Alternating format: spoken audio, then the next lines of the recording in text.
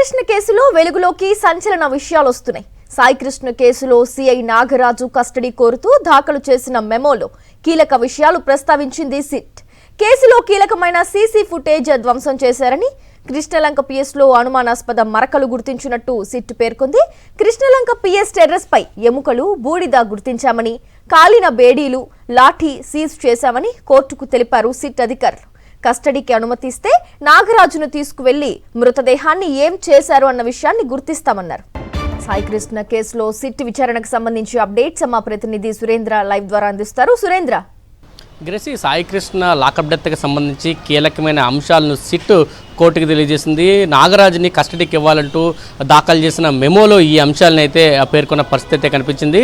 దీంట్లో ప్రధానంగా కృష్ణలంక పోలీస్ స్టేషన్లో టెర్రర్స్ మీద కొన్ని మరకలు గుర్తించాము. దాంతోపాటు లాఠీలో కొన్ని అనుమానాస్పద మరకలతో పాటు ఎముకలు, బూడిద, అదేవిధంగా కొంత కాలిన హ్యాండ్ కప్స్ని గుర్తించామంటూ కూడా పేర్కొన్నాయి. ఈ అంశాలని నివేదికలో పేర్కొన్న పరిస్థితి అయితే కనిపించింది. మొదటిసారి నాగరాజుకి సంబంధించి ఇచ్చిన ఏదైతే రిమాండ్ రిపోర్ట్లు ఉన్నాయో దాంట్లో కేవలం నాగరాజు మాకు సహకరించట్లేదు అని మాత్రం వేశారు. కానీ మరింత సమాచారం నాగరాజు రావాలంటే కోర్టుకి ఒక నిర్దేశంగా ఆదేశాలు ఇవ్వాలి, కోర్టుకి సంబంధించి ఒక ప్రూఫ్స్ చూపించాలి. కాబట్టి దాంట్లో ఈ కీలకంగా మెమోలో ఈ అంశాలను పొందుపరిచినట్టు తెలుస్తుంది. నాగరాజు ఉద్దేశపూర్వకంగానే సాయికృష్ణని లాకప్ డెత్ చేశారు. లాకప్ డెత్ ఉద్దేశపూర్వకంగా చేయడం కాదు, దాంతోపాటు బాడీని కూడా మాయం చేశారు.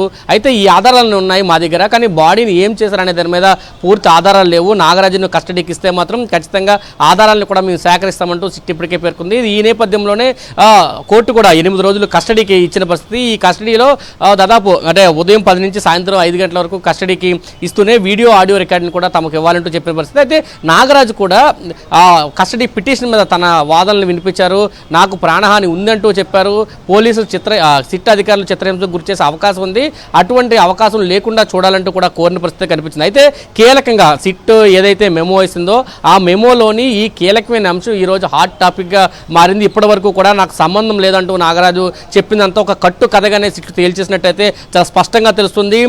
కొన్ని మరకలు కనబడడం, లాఠీకి రక్తపు మరకలు ఉండడం, దాంతోపాటు అనుమానాస్పద ప్రదేశాలు ఏదైతే ఉన్నాయో అక్కడ కూడా రక్తపు మరకలు ఉండడం, హ్యాండ్ కప్స్ సగం కాలి ఉండడం, ఇవన్నీ కూడా పోలీస్ స్టేషన్ టెర్రస్ మీద దొరకడం, ప్రధానంగా ఎముకలు కానీ బూడిద కానీ టెర్రస్ మీద దొరకడం. అయితే ఇవి నాగరాజు సాయికృష్ణయే కాదా, లేదా వేరే వాళ్ళు ఎవరిదైనా జరిగిందని ఒక కొత్త అనుమానం కూడా ఈ కేసులో ఇప్పుడు బయటకు వస్తున్న పరిస్థితి. ఎందుకంటే నాగరాజు మృతదేహాన్ని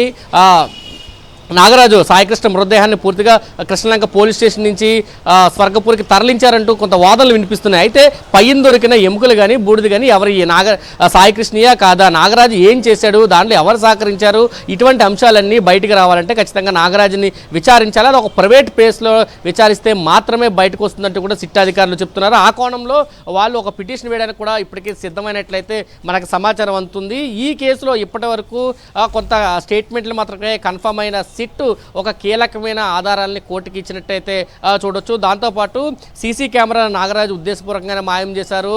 దాంట్లో బాబురావు కానీ సాంబయ్య కానీ కీలకంగా వ్యవహరించారు. పూర్తిగా హార్డ్ డిస్క్లు కూడా మార్చిన పరిస్థితి. ఆ ఫుటేజ్ని బయటికి రప్పించడం కోసం ఫారెన్సిక్ సిబ్బంది కూడా పనిచేస్తున్నారంటూ ఆ నివేదికలో పేర్కొన్న పరిస్థితి కనిపించింది.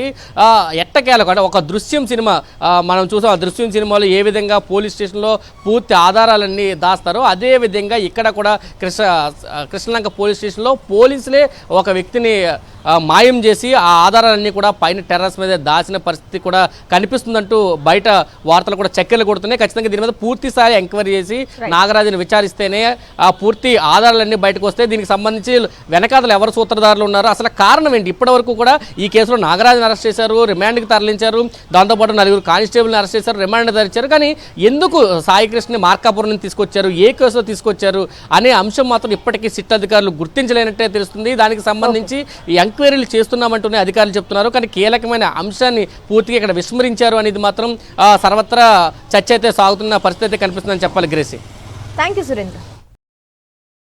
మరిన్ని అప్డేట్స్ కోసం ఛానల్ ను సబ్స్క్రైబ్ చేయండి. నోటిఫికేషన్స్ కోసం బెల్ ఐకాన్ పై క్లిక్ చేయండి.